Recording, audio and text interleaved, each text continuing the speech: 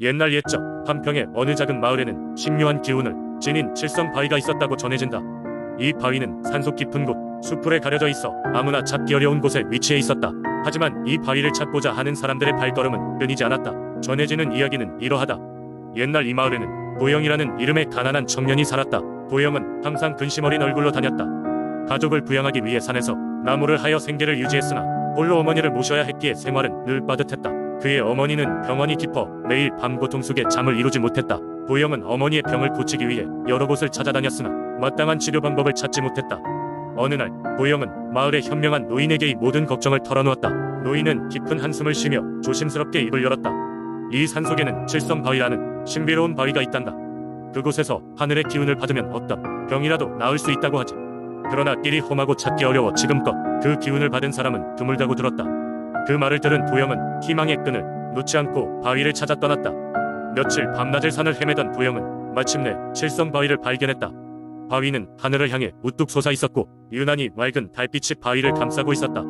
보영은 바위 앞에 엎드려 기도를 올렸다. 제 어머니의 병을 고쳐주세요. 제가 할 수 있는 것은 무엇이든 하겠습니다. 그 순간 바위에서 은은한 빛이 뿜어져 나오더니 보영의 몸을 감쌌다. 놀라고 황홀한 기운이 그의 온몸에 퍼졌다. 그날 이후 보영의 어머니는 점차 건강을 되찾았다. 그들은 더 이상 가난으로 고통받지 않았으며 보영은 마을 사람들에게 칠성 바위의 이야기를 전해주었다. 이 바위를 찾기 위해 많은 사람들이 도전했지만 기운을 얻는 데 성공한 사람은 없었다고 한다. 사람들은 이 이야기를 듣고 칠성 바위가 보영의 진실한 마음을 시험한 것이 틀림없다고 믿게 되었다. 이후 한평의 사람들은 칠성 바위에 대해 더욱 경외심을 가지게 되었으며 매년 명절이나 특별한 날이 되면 바위를 향해 기도하는 풍습이 생겨났다. 칠성 바위는 그들이 자연과 함께 살아가며 서로를 도우며 부족함을 채워나가는 마음을 상징하게 되었다. 오늘날까지도 한평 민속신앙 속에서 칠성 바위의 이야기는 전해 내려오고 있으며 그 신비한 기운에 대한 믿음은 세대를 거쳐 이어지고 있다. 이 전설은 수많은 사람들에게 희망과 용기의 이야기가 되어 먼 훗날까지도 전해질 것이다. 두 번째 이야기. 옛날 옛적 지금의 성남 땅에는 광대한 들판과 숲이 펼쳐져 있었으며 그 중심에는 장자못이라는 커다란 연못이 자리 잡고 있었다. 마을 사람들에게 장자못은 생명의원천이자 신성한 장소로 여겨졌다. 연못에는 수호신이 깃들어 있어 마을을 재앙으로부터 보호하고 농작물의 풍요를 보장해준다는 전설이 전해져 내려왔다. 마을의 가장 영향력 있는 장로인 김씨 할아버지는 매년 연못가에서 수호신에게 제사를 드리는 큰 행사를 주관하였다. 이 행사는 단순한 의식 이상의 의미를 지니고 있었다. 사람들은 신에게 경의를 표하고 이웃들과 함께 음식을 나누며 공동체의 결속을 다졌다. 어느 해 장마철이 되었고 비는 며칠간 쉬지 않고 내렸다. 연못은 넘치기 시작했고 인근 들판은 물에 잠기기 직전이었다. 그해 제사를 앞두고 김씨 할아버지는 꿈을 꾸었다. 꿈속에서 백발이 성성한 노인이 나타나 이렇게 말했다. 사람들이 연못을 더럽히고 욕심을 부렸기 때문에 수호신께서 묘하셨네. 이 재앙을 피하려면 꼭 진심 어린 마음으로 연못을 깨끗하게 하고 제사를 드려야 하네. 김씨 할아버지는 꿈에서 깨어난 후 마을 사람들을 모아 꿈 이야기를 전했다. 마을 사람들은 경악했다. 그들은 매년 이어져 온 제사의 중요성을 재확인하며 연못과 그 주변을 청소하기 시작했다. 어린이부터 어른까지 모두가 힘을 합쳤다. 더러워진 물건을 치우고 연못 주변의 식물을 가꾸며 환경을 깨끗하게 했다. 제사날이 되자 마을 사람들은 정성껏 준비한 음식을 가지고 연못가에 모였다. 김씨 할아버지는 정중히 연못을 향해 절을 올리며 기도했다. 소중한 수호신이시여, 우리가 어리석었습니다. 이제는 깨달음을 얻고 당신의 은혜에 감사하며 살아가겠습니다.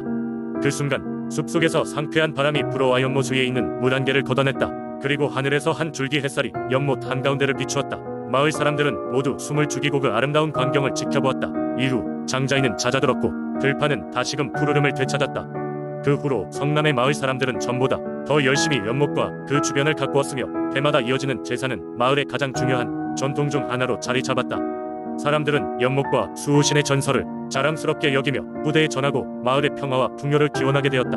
장자못은 단순한 연못 이상의 의미를 가지게 되었고 마을의 중심에는 언제나 수호신의 은총이가 득했다는 이야기가 성남의 민속신앙으로 길이 남게 되었다. 세 번째 이야기. 옛날 옛적 김천의 한 작은 마을에는 고즈넉한 참나무 숲이 있었습니다. 이 숲의 중심에는 나이가 수백 년은 좋게 넘어 보이는 거대한 참나무가 자리 잡고 있었죠. 마을 사람들은 이 나무를 참나무 할아버지라 부르며 깊은 존경심을 표했습니다. 이 마을에서는 이러한 참나무에 얽힌 민속신앙이 이어져 내려오고 있었는데 그것은 바로 참나무 할아버지가 마을을 수호해 준다는 믿음이었습니다. 전해지는 이야기에 따르면 이 참나무 할아버지는 한때 이 마을을 둘러싼 혼란과 불행을 구제해 주었던 신비로운 힘을 지닌 나무라고 했습니다. 어느 날 마을에 끔찍한 가뭄이 찾아왔습니다. 해가 갈수록 작물은 시들어가고 우물의 물도 점점 바닥을 드러냈습니다. 방촌 사람들은 더 이상 견딜 수 없는 상황에 처하게 됩니다. 그런 절박한 순간 한 노인이 나서면서 사람들에게 고개를 돌려 참나무 숲으로 가자고 제안했습니다. 그 노인은 예전부터 참나무 할아버지에게 제사를 드리고 도움을 구하면 기적이 일어난다는 이야기를 해주었습니다. 그래서 마을 사람들은 노인의 조언에 따라 참나무 할아버지에게 고유의 의식을 치르기로 했습니다. 지극한 정성을 모아 마을 사람들이 낸 제물을 바치고 함께 참나무 할아버지에게 기울였습니다. 그들은 모두 손을 모으고 비를 내려 달라기 원하며 진심으로 간절한 바람을 담았습니다. 놀랍게도 그 후 얼마 지나지 않아 하늘에서 비가 내리기 시작했습니다. 오래도록 기다리던 그 비는 결국 대지를 적셨고 마을은 다시금 활력을 찾았습니다. 마을 사람들은 이를 참나무 할아버지의 가호로 믿으며 그에 대한 믿음과 감사의 마음을 더욱 깊게 가지게 되었습니다. 이후로도 마을 사람들은 그해 여름, 가을, 겨울 챙겨 참나무 할아버지에게 제사를 지냈습니다. 그리고 위기가 찾아올 때마다 참나무 앞으로 모여 찬사를 보내고 도움을 요청했습니다. 그때마다 마을엔 어찌할 수 없는 문제들이 해결되곤 했죠. 이렇듯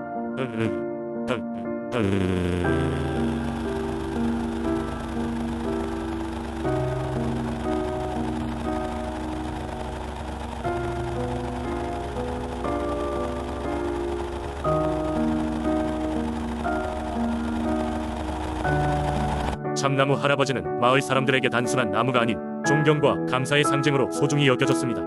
그리고 그러한 믿음은 세월의 흐름에도 불구하고 참나무처럼 굳건히 마을 사람들의 마음속에 자리 잡았습니다. 지금도 참나무 숲은 여전히 그 자리에 남아있으며 김천의 사람들은 매년 특별한 날마다 숲을 찾아 감사를 표하고 마을의 안녕을 기원하며 특별한 의식을 마련하곤 합니다. 젊은 세대들도 그 이야기를 전해 듣고 무심코 지나쳤던 자연 앞에서 또 다른 믿음의 깊이를 배워갑니다. 참나무 할아버지는 오늘도 어딘가에서 김천 마을을 굽어보고 있을 것입니다. 네 번째 이야기, 옛날 옛적 남해의 맑고 푸른 바다에 둘러싸인 섬 거제에는 바다와 삶을 나누는 사람들이 살고 있었습니다. 거제도는 자연의 아름다움과 더불어 그 신비로운 민속신앙으로도 유명했습니다. 그 중에서도 가장 간직된 이야기가 바로 바다의 수호신 해녀의 전설입니다. 바로 이 이야기의 시작은 오래 전 거제도의 작은 어촌 마을에서 시작되었습니다. 바다와 교감하며 살아가던 이 마을 사람들은 바다에 기댄 삶을 살고 있었으나 때때로 몰아치는 태풍과 예기치 않은 사고로 큰 손실을 입을 때가 많았습니다. 마을의 어른들은 이런 불운을 삼키는 무언가가 있을 것이라 믿으며 바다에 대한 경외감을 멈추지 않았습니다. 한편 마을에는 전설적인 해녀가 한 분 계셨습니다. 그녀의 이름은 진주 할머니였습니다. 그녀는 젊은 시절부터 자연과 하나 되는 법을 터득했으며 물질을 하면서도 그 누구보다 마을과 마을 사람들을 소중히 여겨왔습니다. 그녀가 젊었을 적에는 바다가 순한 날이면 신비롭게 돌아와 항상 다양한 해산물을 가득 안고 나와 마을 사람들을 배불리 먹였습니다. 하지만 이상하게도 그녀가 바다를 떠나는 날이면 큰 태풍이 닥치거나 바다 사고가 발생하곤 했습니다. 어느 날 진주 할머니는 꿈속에서 한 여신을 만납니다. 그 여신은 바다를 주관하는 수호신 용암 여신으로 그녀는 어촌을 지키기 위해 진주 할머니와 계약을 맺고자 했습니다. 바다의 아들이자 바다의 신으로서 너의 헌신이 날 감명 깊게 했다. 나는 너를 통해 이 마을을 지키겠다. 여신의 음성이 진주 할머니의 꿈속에 울려 퍼졌습니다. 그렇게 그녀는 다시 바다로 돌아와 여느 때와 다름없이 바다 일을 하였고 신비하게도 그녀가 바다 속에 잠겨있는 동안 마을은 항상 안전했습니다. 마을 사람들은 점차 진주 할머니가 우리 마을의 수호신이라는 믿음을 갖게 되었고 그녀를 더더욱 귀하게 모셨습니다. 세월이 흘러 진주 할머니는 연로하여 더 이상 바다로 나갈 수 없게 되었고 마을 사람들은 깊은 걱정에 빠졌습니다. 그녀가 바다를 지키지 않으면 마을엔 불행이 찾아올지도 모른다는 두려움이 가득했습니다. 그러나 그때 진주 할머니는 온 마을을 불러 모아 담담히 말했습니다. 여러분, 제가 여러분을 위해 얼마나 바다에 의지했는지 아실 겁니다. 이제는 여러분이 명예롭고 존중하는 마음으로 바다를 대한다면 여신은 여러분을 계속 지켜줄 것입니다. 그 후로도 마을 사람들은 바다를 대할 때 진주 할머니의 가르침을 기억하며 조심스럽게 바다와의 교감을 이어갔습니다. 신기하게도 진주 할머니의 말씀대로 마을에는 평온이 이어졌고 사람들은 바다와 함께 조화를 이루며 살아가기 시작했습니다. 오늘날 거제에서는 매년 봄마다 바다의 수호신과 해녀를 기리기 위해 마을 축제가 열립니다. 사람들은 바다에게 감사의 제사를 드리고 옛 전통 의상인 해녀복을 입고 퍼레이드를 벌이며 진주 할머니와 용왕 여신의 전설을 되새깁니다. 이는 단순한 전설을 넘어 세대에 걸쳐 이어지는 공존과 감사의 가치로 자리 잡고 있습니다.